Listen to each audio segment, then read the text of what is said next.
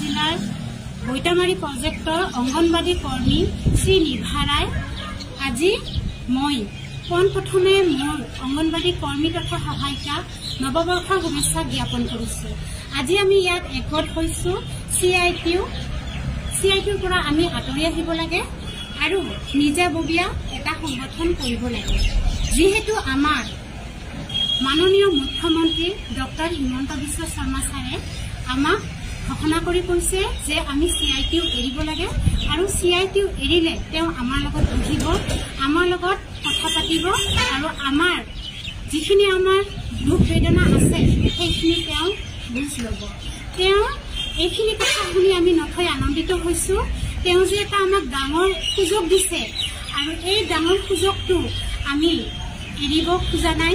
আমি তেওঁৰ কথা মানি লৈছো আৰু আমি আমাৰ CITU আমি আজিৰ পৰা আমি CITU এৰিলো, এইটো আমি ঘোষণা কৰিলো আৰু আমাক উন্নতি লাগে, আমাক প্ৰগতি লাগে, আমাক বিকাশ লাগে আৰু আমি আমাৰ শিশুখিনিৰ উন্নতি বিচাৰো, শিশুখিনিৰ তথা মাতৃখিনিৰ উন্নতি বিচাৰো। আমাক পৰিৱৰ্তন লাগে কাৰণ পৰিৱৰ্তনেই জগতৰ মূল। আজি আমি সেইকাৰণে একগোট হৈছো। আমি কোনো ৰাজনীতি নেতা নহয়, আমি ৰাজনীতি কৰা নাই, আমি অংগনবাদী কৰ্মী সহায়িকা। আমি আগুৱাই আহিছো যেন আমি সকলোৱে সফল হৈ শিশু মাতৃৰ উন্নতি কৰি যাব পাৰো আৰু আমাক ৰাজনীতি নালাগে।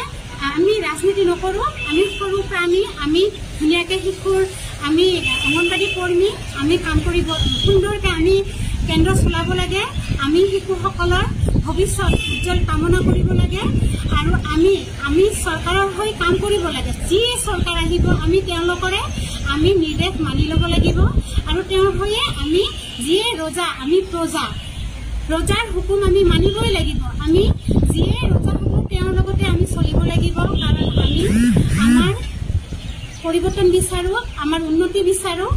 এইখিনি কৈয়ে আজি মই সামৰণি মাৰিছো। জয় আই অসম, ভাৰত মাতা কি জয়।